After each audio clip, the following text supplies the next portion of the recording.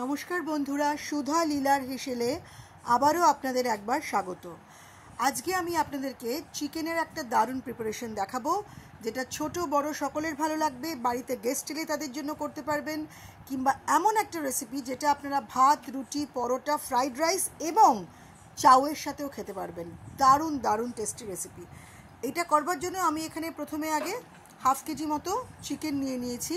সেই চিকেনটাকে আমি গোলমরিচ আর লেবু আর নুন দিয়ে কিছুক্ষণের জন্য 15-20 মিনিটের মতো ম্যারিনেট করে রেখেছি। এবারে আমি একটা কড়াইতে একটু গরম জল দিয়েছি। গরম জল দিয়ে আমি এখানে দেখুন আড়াইখানা মতো পেঁয়াজ, আড়াইটার একটু বেশি, 3টে পেঁয়াজই ধরুন, 3টে পেঁয়াজ, প্রায় 12 থেকে 15 কোয়া রসুন, 2-3টে কাঁচা লঙ্কা আর 2টো টমেটো ভালো করে একটু ভাপিয়ে নেব গরম জলে। এটা এভাবেই করতে হবে। তো আমি কড়াইতে গরম জলটা বসিয়ে সমস্ত টমেটো, পেঁয়াজ আর কাঁচা লঙ্কা, আদা, রসুন ভালো করে একটু ভাপিয়ে নিলাম। মানে যেন সেদ্ধটা ভালো করে হয়, মানে পেঁয়াজটা যেন নরম হয়ে যায় আর টমেটোর চোখলাটা যেন তুললেই যেন তুলে নেওয়া যায়, সেরকম মতো সেদ্ধ করতে হবে, মানে পুরো ভাপিয়ে নিতে হবে। এবারে ওইটাকে ঠান্ডা হওয়ার জন্য আমাকে রাখতে হবে। এটা এখন তো আমি গ্রাইন্ডিংয়ে এটাকে পুরো আমাকে মিক্সারে পুরো একদম পিষে নিতে হবে, কিন্তু এটাকে আমি ঠান্ডার জন্য রাখলাম। এবারে কড়াইতে আমি একটু মাখন দেবো। আমি এখানে যেহেতু এটা বাটার পেপার চিকেন, রান্নাটা কিন্তু পুরোটাই মাখনে হবে। আপনারা চাইলে এখানে হোয়াইট অয়েল দিতে পারেন, কিন্তু সর্ষের তেল নইব সর্ষের তেল কিন্তু এক ফোঁটাও দেবেন না বা ঘিও দেবেন না। তো এটা সম্পূর্ণ মাখন আর সাদা তেলের মিশ্রণে আপনারা করতে পারেন। আমি এখানে বেশ কিছুটা মাখন দিয়েছি আর দিয়েছি সাদা তেল, দুটো মিক্স করে দিয়েছি। মাখনের পরিমাণ বেশি, তেলের পরিমাণ কম। এবারে ওটা দিয়ে আমি ম্যারিনেটেড চিকেনগুলো এখানে দিয়ে ভালো করে একটুখানি ভেজে নেবো। চিকেনগুলো এমনি নরম হয়ে গেছে, কারণ লেবুর রস দেওয়া ছিল। এবারে চিকেনগুলো আমাকে এখানে দিয়ে নুন আর গোলমরিচ দেওয়া ছিল আর লেবুর রস দেওয়া ছিল। দেওয়ার পরে আমি এখানটাতে চিকেনগুলোকে খুব ভালো করে আমি একটুখানি ফ্রাই করে নেবো। মানে ধরুন মিনিট 5 মতো আমাকে ফ্রাই করে নিতে হবে। এপিট ওপিট করে প্রথমে এক পিঠ দেবো, তারপরে আবার আরেক পিঠ আমাকে ভালো করে ভেজে নিতে হবে। আর ভাজবেন যখন চেষ্টা করবেন একটু চাপা দিয়ে আবার একটু খুলে, চাপা দিয়ে আবার একটু খুলে।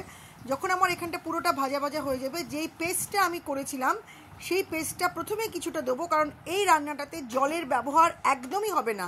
পেঁয়াজের যে জলটা বা টমেটোর থেকে যে জলটা বেরিয়েছে সেটাই কিন্তু দেবো। এখানে কোনো রকম আলাদা রকম এক ফোঁটাও জলের ব্যবহার করবেন না।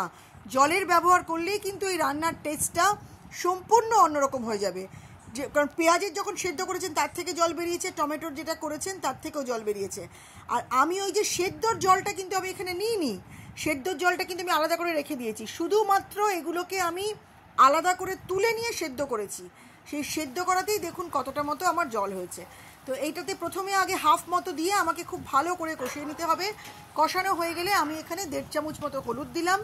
আমার মাংসের যা পরিমাণ সেই পরিমাণের আমি আপনাদেরকে মশলাটা বলছি।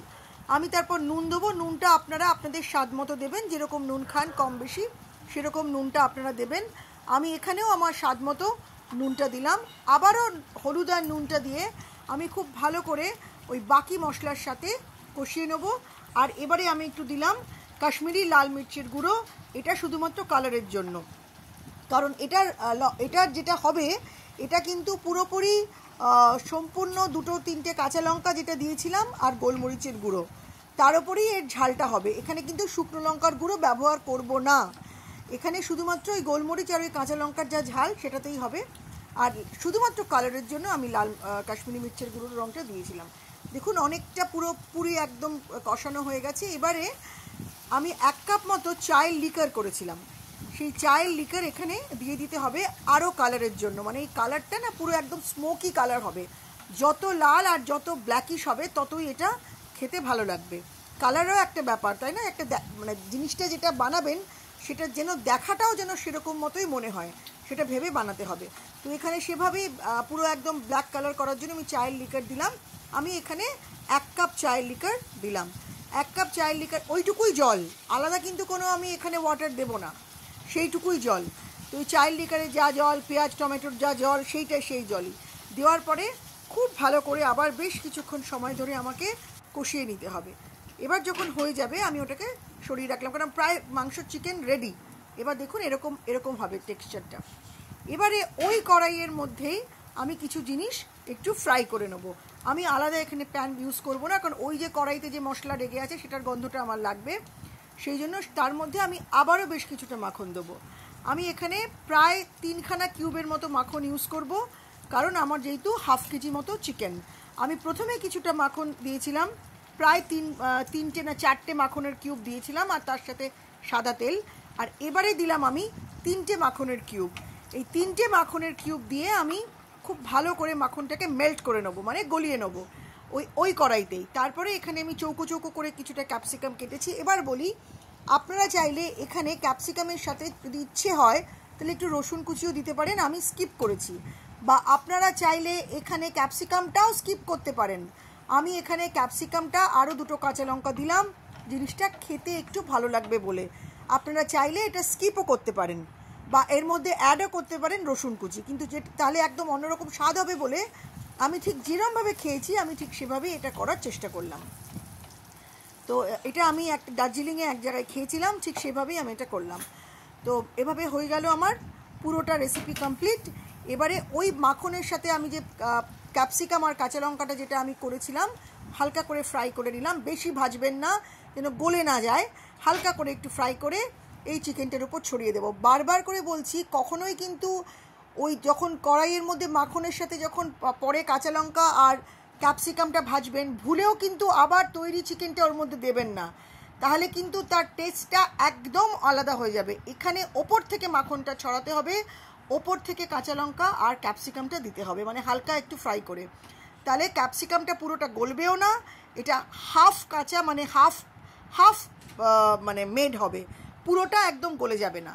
এরপরে লাস্ট যেটা, সেটা হচ্ছে অনেকটা গোলমরিচ ওপর থেকে ছড়াতে হবে, কারণ যেহেতু এটা বাটার পেপার চিকেন, সেই জন্য প্রথমেও আমি এটাকে গোলমরিচ দিয়ে ম্যারিনেশন করেছিলাম এবং শেষেও এখানে বেশ কিছুটা অনেকটা পরিমাণ, প্রায় ধরুন 2.5-3 চামচ মতো গোলমরিচ এখানে দিতে হবে। আপনাদের মনে হবে ঝাল হবে, একদমই ঝাল লাগবে না, কারণ যেহেতু পেঁয়াজটা অনেকটা আছে, পেঁয়াজের একটা মিষ্টত্ব আছে, সেই জন্য কোনো মতেই খুব ঝাল হবে না। এভাবে একবার করে দেখবেন, ভীষণ ভালো লাগবে খেতে। রুটি, পরোটা, পোলাও, নান যা কিছুর সাথে খান অসম্ভব ভালো লাগবে। আমি এমন একটা রেসিপি করি যেটা আপনারা সবের সাথে খেতে পারেন। ব্যাস, তাহলে আজ আর কি, বানিয়ে ফেলুন এই সানডে বা কোনো একটা উইকেন্ডে বাটার পেপার চিকেন। আর কীরকম লাগলো রেসিপিটা অবশ্যই জানাবেন। আমি খুব দুঃখ পাই যে আপনারা আমাকে কমেন্টে কিছু লেখেন না। ভালো মন্দ যাই হোক সবটাই লিখবেন, সবটাই গ্রহণযোগ্য। যদি কিছু খারাপ লাগে সেটাও লিখবেন, তাহলে শিখবো। আর যদি ভালো লাগে তাহলে আমি আরও অনুপ্রেরণা পাবো, ইন্সপায়ার্ড হব পরে আরও একটা রেসিপি করার জন্য। ভালো থাকবেন, আনন্দে থাকবেন, খুশিতে থাকবেন, সুস্থ থাকবেন। সর্বোপরি চেষ্টা করবেন বাড়িতে নানান ধরনের খাবার বানিয়ে খেতে, তাহলে শরীরটা আরও সুস্থ থাকবে। আর খাওয়া দাওয়ার মধ্যে থাকবেন। দেখা হবে আবারও একটা রেসিপি নিয়ে, শুধুমাত্র সুধা লীলার।